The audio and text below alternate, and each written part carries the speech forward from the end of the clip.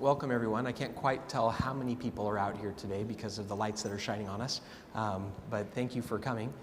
I hope you had a good lunch and are ready for what I believe may be the last session of the day. We were asked to come up with a panel that would address issues of attention in early years, which we're defining today for our purposes being between around 3 till 7 years old. I think that most people working in here should be around that 3 to 6 year old age range. Could I ask just briefly among you, how many of you are within nursery schools? Is anyone within a nursery school environment? Okay. And how many of you are within a FSKG program at a primary school? Okay. And is there anyone in here that's working on a grade 1 or year 1 and older level? Okay, so we do have a fairly good mix in here. That's wonderful. Well, as mentioned, my name is William Coombe. I'm with Kids First Medical Center, and I've been in Dubai now for 5 years. We work with about 50 schools and nurseries, providing support to both the educators and to the children, and making sure that everyone has access to education. The panelists here, who are much more important than me, I just get to help things along, were chosen because of their ability and recognized ability, like all of the speakers at What Works, for being able to work specifically with children who are having attention challenges, and to work and develop classroom teachers as well to have greater skills to be able to support those children. One of the key issues that we do want to address right from the start, while this is an SEN panel, is that particularly at the age group we're talking about, it's very difficult to assign attention specifically as an SEN topic. Of course, there will be children who might be very clearly, identifiably and diagnosed as having something like ADHD, but ultimately at such a young age, and in the context that we're currently in, diagnoses themselves have been discovered to have changed over the course of a child's growth and maturity, bringing into question the validity of the original diagnosis. And we also recognize that there are quite a large range of other issues involved that create difficulties with attention, many of which have nothing to do with the diagnosis, which have to do with normal development, and which also often have to do with classroom practice. So ultimately, again, while this is an SEN forum, what we'd like to address is the broader issue of attention. Everyone here on the panel is very well capable of doing this from both sides of the equation. So by introduction, closest to me, Cheryl Pickering works with Kids First Medical Center. She works specifically in child development and education consultancy with the schools. She'll work on behalf of parents to help them identify within a school or nursery context what their child may need to succeed, as well as working with the schools directly for school improvement, for SEN development for children. Primarily, you're working within that 2 years old to 7 years old, 8 years old range, right? You do go beyond it, but that's a primary focus. Cheryl's from the UK. She has qualified teacher status. She has more certifications than I could probably count on my fingers and toes. So she has portage certification, early bird certification. She, in her history, has worked with an ABA. She has a diploma in speech and communication, and I'm sure I'm forgetting quite another, a degree in psychology, thank you. So you can ask her later for the rest of the list. But she's been here now in Dubai for about 2 years, and you'll hear more from her in just one moment. We have Erin Bates-Lutono next to her from the US, and Erin has been in Dubai for four years at Collegiate American School. She is the student services coordinator of the school, has a master's degree in special education, and she oversees all of the services related to children with SEN within the school, more broadly than that, but does that. And she's escaping today from an inspection. So you can all applaud her later on for that. So thank you, Erin, for being with us. She didn't know, by the way. This was scheduled before she found out about that. So John Strachan is at the end. John's from the UK, and he's been in Dubai for 6 years. He spent 10 years in Newcastle working within SEN provision, 6 years here, most recently as the head of inclusion at what's now Horizon International School. Originally, if I recall correctly, 6th grade or 5th grade teacher within Star International School, which it's gone through a name change. Is that right? Were you 5th and 6th grade? Year 2. John has his Bachelor's of Education in Primary Education and a Diploma in Higher Education and Special Needs from Manchester. And I forgot to mention that Erin had 17 years of experience prior to coming to Dubai, and Cheryl 16 years prior to coming to Dubai. So we have quite a wealth of knowledge and experience here among all of our panelists today. What we thought we would do at the onset before discussing the practical side of things would be a quick review of the theory, particularly within early years, of what's happening in a child's brain and how what's happening in their brain impacts upon their attention. Cheryl normally does this in about 60 minutes, and she said she's getting it down to about 120 seconds for you. So, and I don't think you're doing it at super speed, are you? No. So yeah, as William said, it's normally an hour-long presentation, but just very, very briefly, what I wanted to share with you, what research shares with us, is that we know boys and girls develop differently. We know that their brains develop at different rates, and we also know that different parts of their brains are activated and engaged at different times, but there are some gender differences there as well. So for example, we know that in girls, their frontal lobes generally are larger, and they also develop quicker. And the frontal lobes is the part of the brain which is responsible for higher order thinking. So it's the part of the brain that we rely on to make rational choices, logical thought processes, and evaluate situations before perhaps we would react. In boys, little bit different. We know that the part of their brain that is most active and most engaged is the amygdala, which is the part of the brain which responds to emotional stimulus. So that's the part of the brain which sort of evaluates a situation emotionally, and then we respond. So often the part of their brain that's most active is the part of the brain that's responsible for fight-flight responses.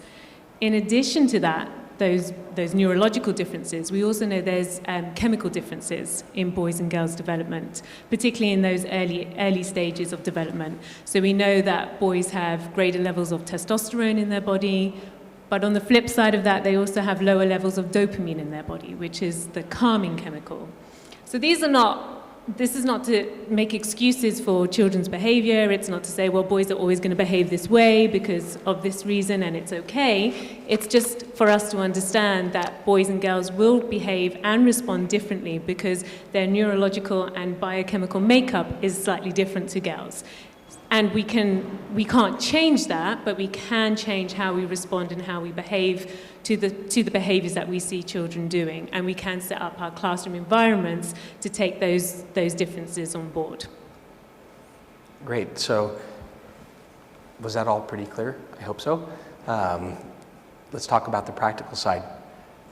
What do you see, and then we'll turn this over, as you go around within early years environments, as being some of those greater challenges that might happen in terms of classroom environment and the impact that they may have upon attention? Okay. For me, one of the things that comes up quite a lot is it really falls back on us as teachers and our expectations on children. what is it we want from the children, and are our expectations of those children realistic, and is the environment set up so those children can succeed? Is there, for example, enough movement in our timetables to allow those children who need to move to be able to move, and recognizing that some children need to move in order to facilitate their learning? We need to move away, and I think we are increasingly moving away from this notion that children need to be static and they need to sit still and they need to be listening with their eyes looking at the teacher and their hands down and their bottom sitting still to be able to acquire learning. And more research is telling us that some children physically are not capable of sitting still for lengths of time, but they can fidget, they can have fidget toys, they can have movement cushions or movement stools, pretty much like I'm sitting on now, which I don't personally like, but some children do, which will actually facilitate their ability to learn. So it's having that expectation that all of our learners are different and they're unique, and they all have their own unique learning style. And it's our job to find out what that learning style is and teach them the way they learn, and make sure that they can make progress, and we provide them with an environment that they can make progress. Fantastic. Maybe passing over to Erin and then John. Erin, with 21 years of experience here, and John with 16, what have you seen change over the overview of your career regarding attention within the classroom, the environment, timetabling, fidgeting, all of the types of issues that Cheryl just brought up? You know, I think I agree with Cheryl. You know, the multimodal type of approach to teaching has certainly improved and increased over the years that I've been in education, where, like you said, children were expected to sit, but now, you know, they have to see it, they have to say it, they have to do it in order to learn, and they learn best. And also, we do more learning profiles at our school. How does that student learn best? We really believe that each child has the ability to learn regardless of disability or age. We just have to tap into how they learn best. And that's the job of not only the classroom teacher, but of a whole educational team. You know, we use a team approach. It takes a village to raise a child, sort of thing. And, you know, the teachers, the specialists, the parents, you know, we're all involved in the education of that child.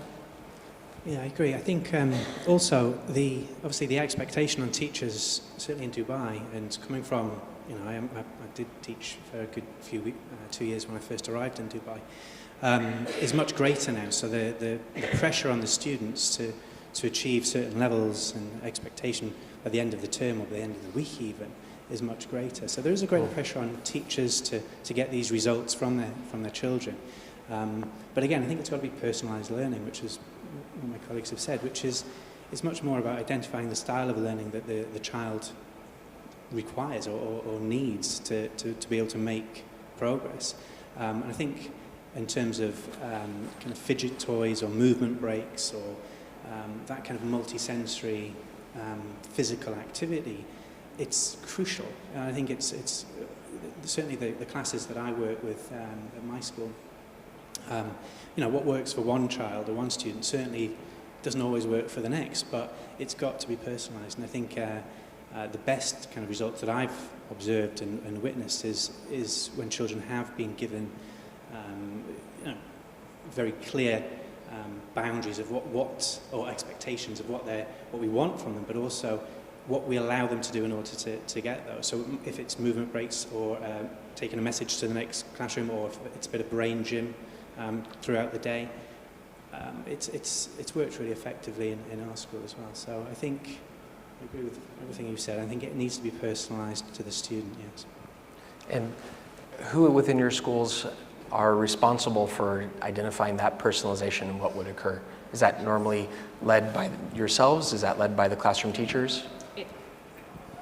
It has to be the classroom teachers, because they're the ones who are, you guys are the ones who are in the classroom more often than not. Yeah, of course, you know, we call upon the SENCOs or the learning support to get their support and their advice, but ultimately, as classroom teachers, we are the ones who are in the classroom the most. We are the ones who are interacting with the children on a daily basis. We see them transition from environment to classroom to classroom. Is it that situation that's causing the difficulty? Is it a particular lesson that's causing the difficulty? Is it the duration of that lesson that's causing the difficulty? We're able, because we're in the classrooms more, to make that direct comparison, to see where that child's strengths are, to see where they're struggling, identify what's working for them, look at what's not working for them, and then put strategies in place. So of course we go to the SENCOs and the learning support to get that support, but ultimately the class teacher will be the one who flags that up first. I think also the class teacher is the person who kind of manages that support, not just in the classroom, but also in the home environment. And some of the most effective support that I've kind of observed is when the teachers have been in a lot of communication with home and have the parents come in to observe lessons, or certainly if the child is having any kind of occupational therapy, anything like that, to have the child. Does anyone have control of the microphone to turn the volume up? Hello? Is that better? Sorry about that. I can't remember what I was saying now.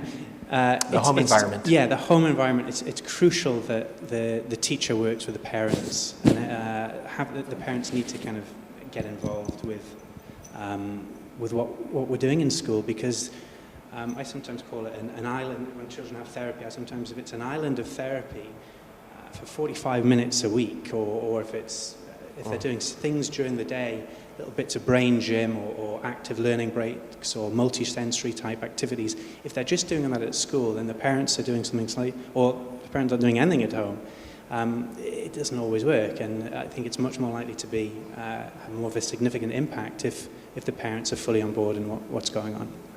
Okay. I know it's working out. I know in the U.S. It went from that type of high pressure, it's the teacher's responsibility, to the more multidisciplinary team model, where it's not just the teacher's responsibility. Senior leadership, principals, vice principals need to get into the classroom, see what's happening. Specialist teachers, art, music, PE, Arabic, Islamic here, are French and Spanish, they also have input into the development of our children, and they're just as much as responsible as a homeroom teacher or a classroom teacher. So we've really tried to infuse that model of community or corporate type of learning environment, cooperative rather, in our school, where it's all of us, and including the parents, and at the higher levels, the kids, the students themselves. Because it's everybody's responsibility. Recently, someone mentioned to me that the challenge of what the children face outside of the school, we have more ability to control the environment, the input, what's happening in class, but I think everyone has seen the challenges that have been faced by children in our digital age. What have you seen being effective ways to communicate with parents, the role that they can play in helping the child to be able to come prepared to attend during class?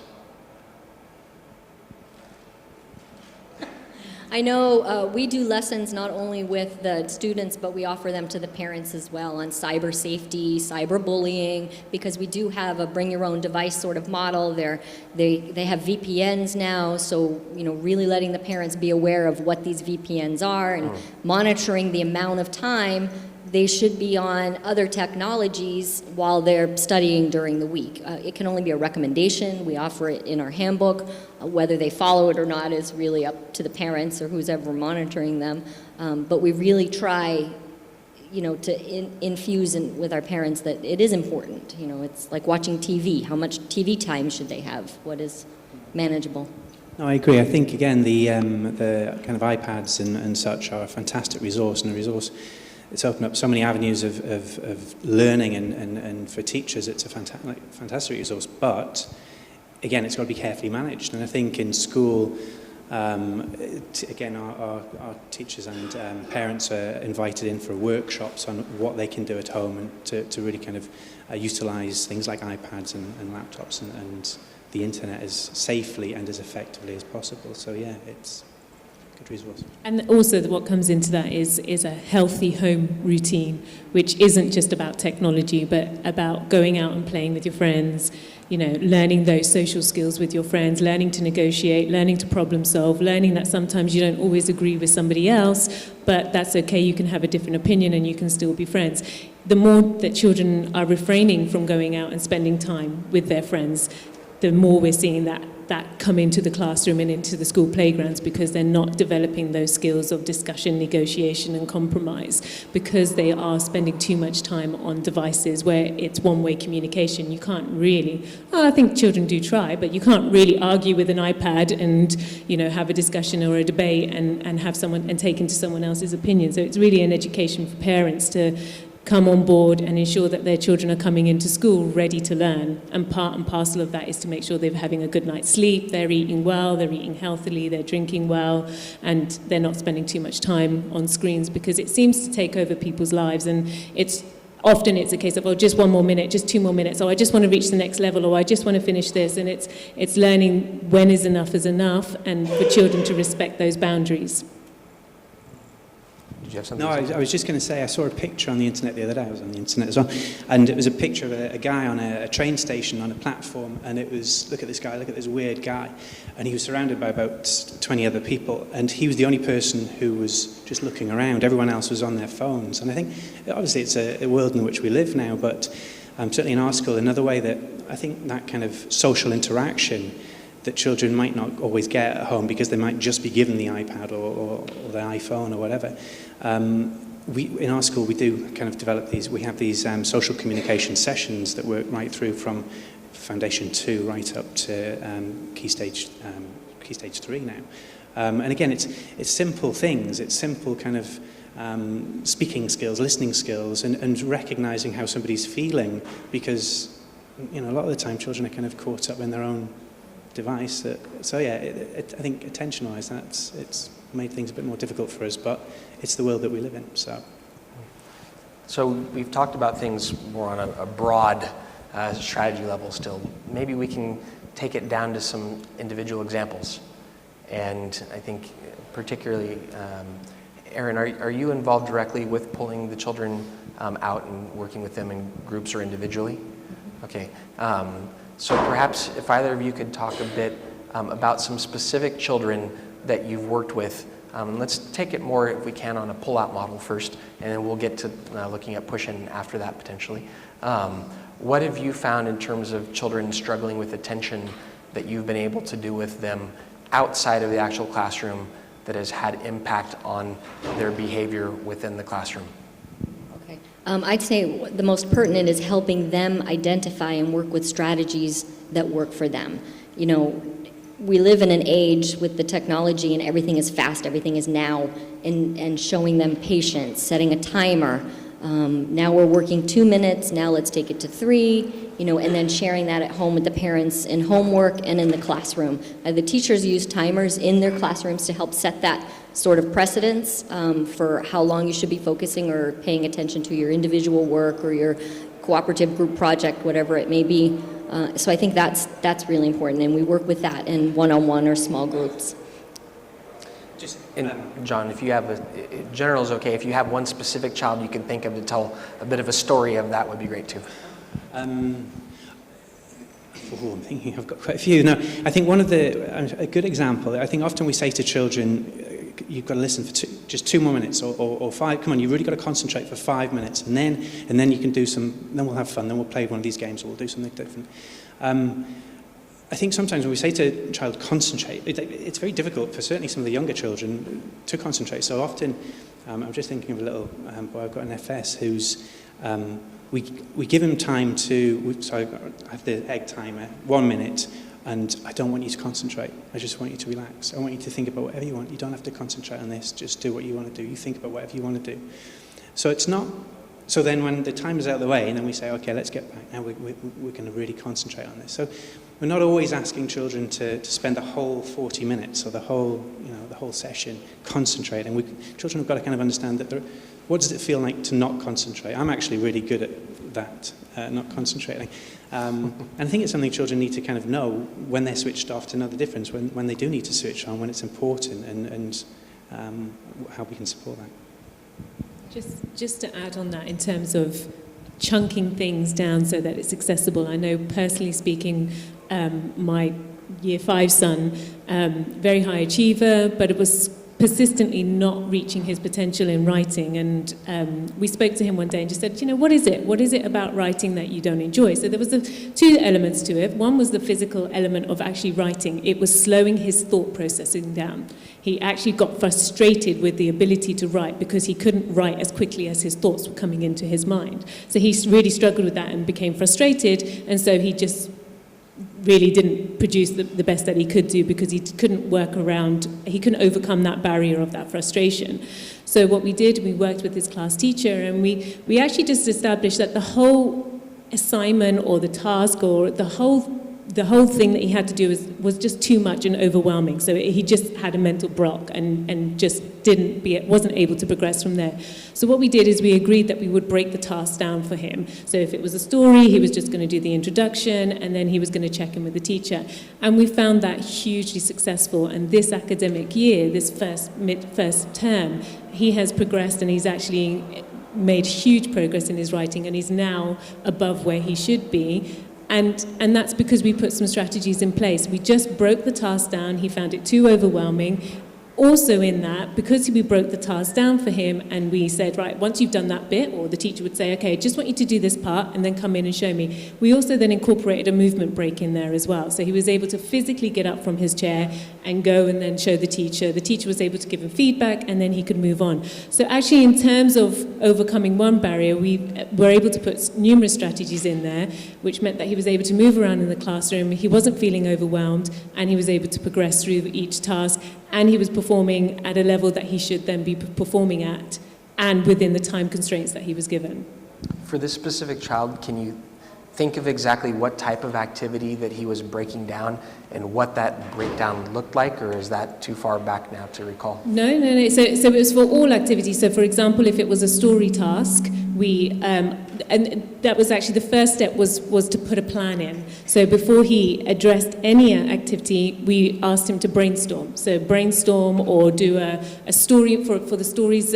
Story mountains are a really good idea. So watching at what's the introduction, what's the build up, what's the problem, what's the resolution, and how's that going to end. So just mapping that out in a very visual way, but also just to be able to put those ideas down. Like John said, you know, don't worry about the task right now. Let's just get some of those ideas out on the paper. I think children, when they feel overly pressured and feel like they have to produce something in the moment, it becomes overwhelming. And I think personally, we're all very similar like that. If we've got something that feels overwhelming, we avoid doing it. And I think children are doing exactly the same thing. If the task feels too overwhelming and daunting, they don't know how to start that task. So by breaking it down into chunks, whether it's by sections, whether it's I just want you to do the first 3 questions, it also enables us as teachers just to check in with that child. Are they on the right track? Give some positive feedback, give some well dones, give some praise and acknowledgement, and then send them back on their way with some feedback about what they can do.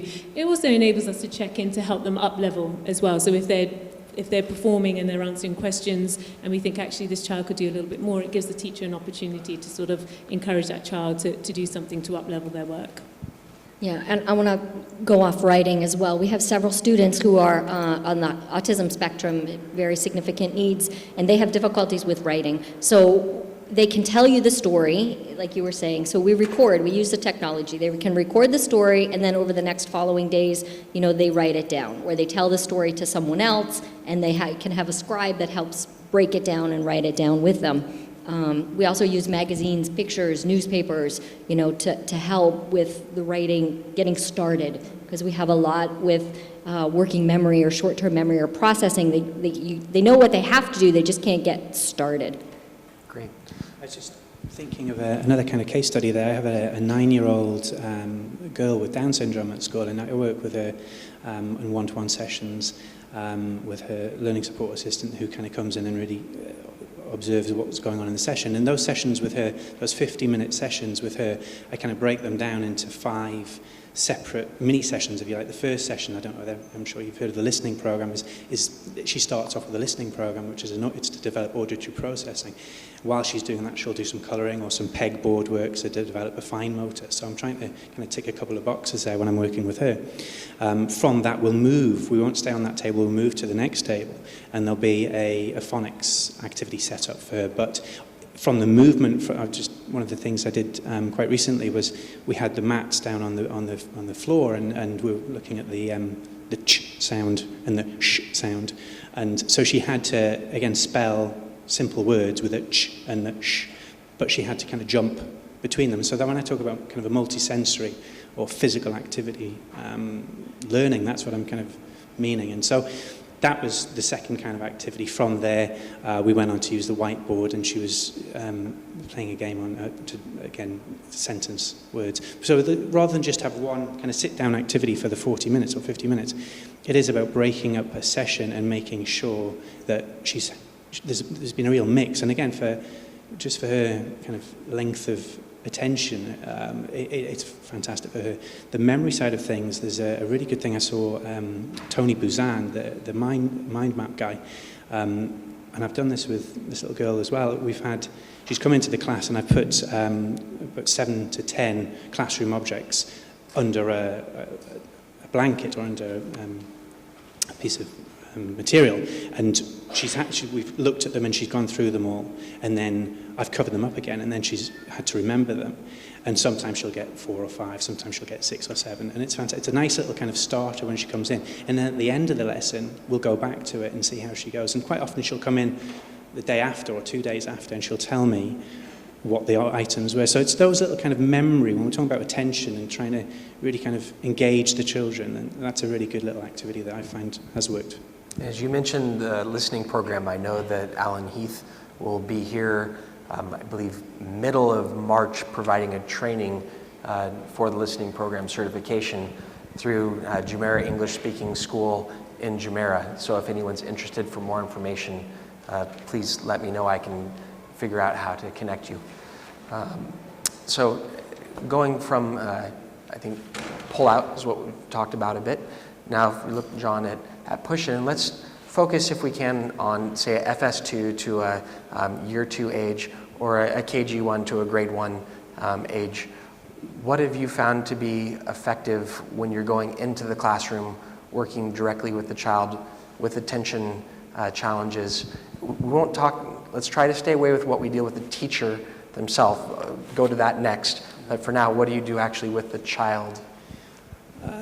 We've got a few things that we use in our school. I think one of the effective things we have, so for example, in a year 1 class, we have some year 6 children. Every so often, twice a week, they go down and they'll work with a particular child who has some attention difficulties and needs sometimes to be refocused on what's going on in the lesson. So that kind of buddy system has worked really effectively as well.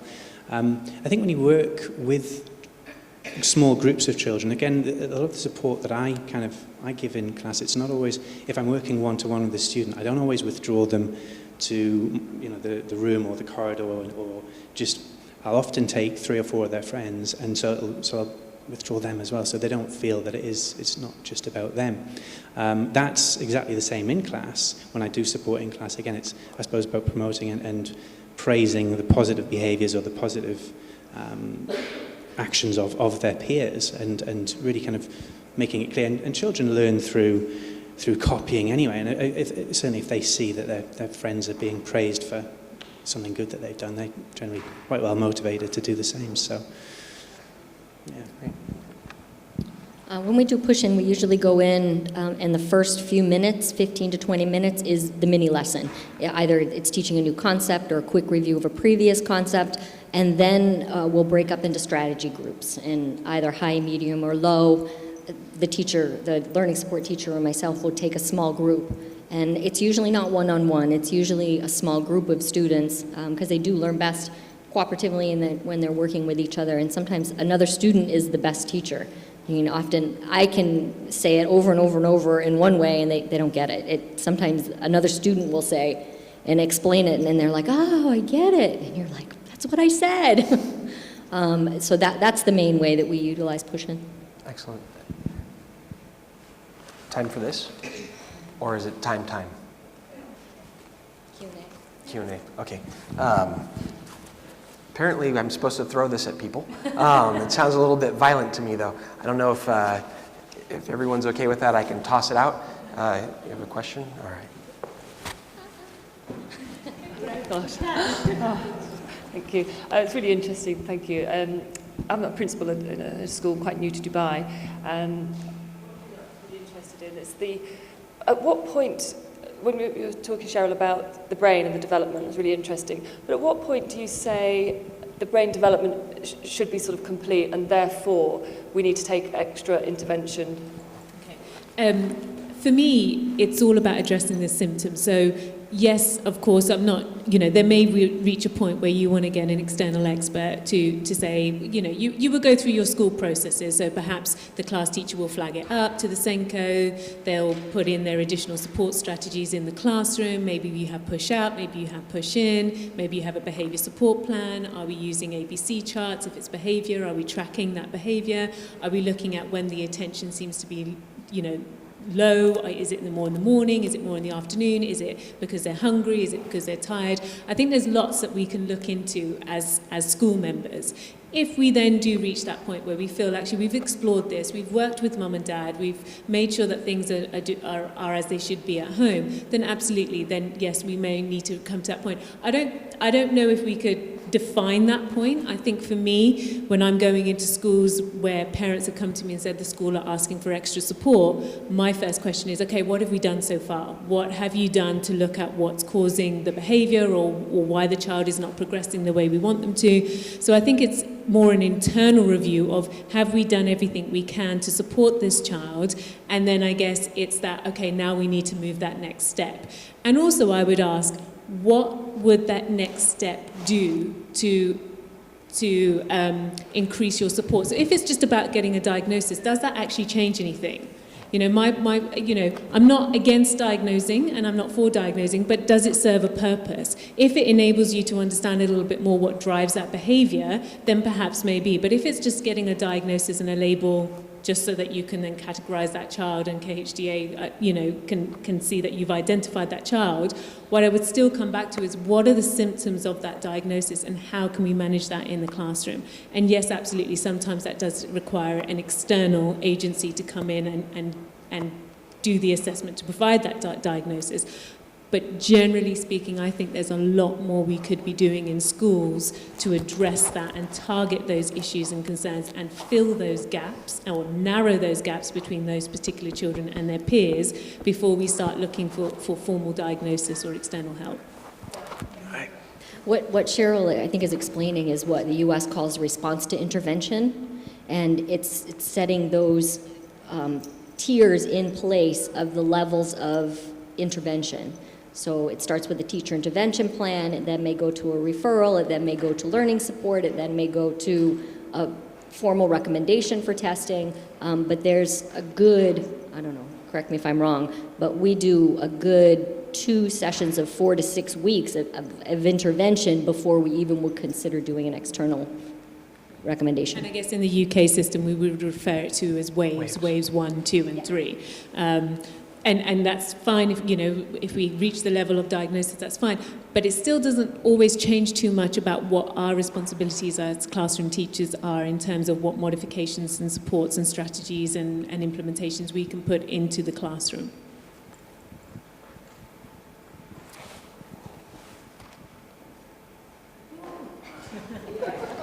Two for two. Thank you. Hello. I'm a principal of a school and I have 2 questions. First of all, what do you do about parents that are actually in denial? And teacher has put many things in place, has talked with parents, but parents are just in denial. And then my second question is, what are your thoughts on promoting students who, in spite of all of the interventions, and you've gone all the way up through the RTI steps, and they still are not meeting grade level expectations? And do you have your question for a specific individual or whoever would like to take it? Whoever would like to take I can certainly field the first one. I have that situation right now, in fact, where we have parents who aren't as, we have parents in denial of their child who has significant issues. And we've put a lot of things in place to try and to see whether it's the classroom environment, whether we can change the way the teaching style, whether we can alter his immediate kind of workstation. From that, we've had specialists. The parents again were happy for us to have a specialist come in. An occupational therapist came in. When I say they were happy, they weren't over the moon about that, but they kind of agreed to it because I sat with them and said that really it's out of my special. I'm not qualified to say anymore. I'm fairly sure there is something, but for us as a school, we want to make sure that we're doing the best we possibly can by your child and give him all the kind of chances and opportunities to learn. The specialist came in. There was a recommendation for a further assessment. The parents didn't agree. So at that point, I said to the father that he would be. I would really appreciate it if he got a second opinion. So I gave him a couple of contact details for different therapists, of which he took away. And I didn't think he was going to do anything with that. He obviously sat and thought about it for a while, and he did. And he's just in the process now of because I suppose it's not come from me, or it's not come from school. It's come from a specialist, from a centre. He's now, the child is now having a full assessment. So I think for every parent, you have to be very sensitive, because no parent wants to hear that there's an issue. But I think at the end of the day, if the parent understands that what we're doing is really, we're trying to support their child as best we can, then I think that's the main thing, isn't it? To try and get that kind of across. Yeah, I agree. I think it's critical, the rapport that we build with our parents and that trust. We have to build trust, especially in this region. Being in private schools, a lot of schools won't let them in if they have something. And then, I have 3 children who have some sort of special needs as well. So, it helps with that sort of empathy or the compassion that you can show. It's their child. And just having them on board with you, so to speak, that we really do want your child to succeed just like every other child. I mean, the same. It's a process. And I think if you as a school are doing everything that you can to put that support in place, and you can show that documentation and evaluate the effectiveness of your strategies, like this is what we did, whether it's through an IEP target, whether it's through a behaviour plan, I think if you can track and monitor your intervention and share that with families. And it's not about labeling or blaming. If that's the thing, is if we can get parents, like we said, in terms of building that relationship, this isn't about making your child bad or wrong. This is saying that what we're doing is not working right now, and this is what we've tried, and it's still not working, and we would like some help because we're not the experts in this situation. We've done all we can. We want to do more, but we need some support in doing that. So maybe, and I'm not, this isn't a criticism on how you're delivering that communication, but maybe if we think a little bit more in terms of how we deliver that communication so that they understand we're trying to be supportive as opposed to blaming, they might come on board a little bit more. And that's not a personal issue, it's more historic and regional, that parents are petrified of having their child labelled and the implications on the education system as a result of that. So we're fighting a cultural difficulty there in terms of their beliefs that their child will not be accepted in a school if they have a label or a diagnosis. I think it's crucial also to have that documentation that you talked about, and again, that's something that we have done with this little chap. There's been a log of specific behaviours that we've observed, that things in different situations, and how he's responded to different situations. Now that log is quite significant now, but also that's sent home every day with the parents. And what we need to, as professionals, you need to make sure you can't just have a log of all the things that their child has done wrong. So it's a very positive log of, this is what he's done. He's fantastic. This has been fantastic today. but there was an issue with this, or there might have been something. So we've had that ongoing record of these are the observations that have been recorded over the last 6 weeks, and because of this, and because we're seeing a pattern, we're not seeing any improvement, even though we're putting all these things in place. Maybe we do need to get a specialist involved. We need more support with this. We're out of our depth. And I think it's that honesty. It's being honest with parents that, if there's anything else that we can be doing that we don't know about, we want somebody to come in and help us. And I think parents appreciate that, and certainly respond. What are your thoughts about promotion? Maybe if it's possible, that might be a great conversation to have together with them individually. I've been told that we're out of time now, unfortunately. But I think the speakers are all able to stay around for a moment and interact with people individually. So if we could please thank John and Aaron and Cheryl for their time.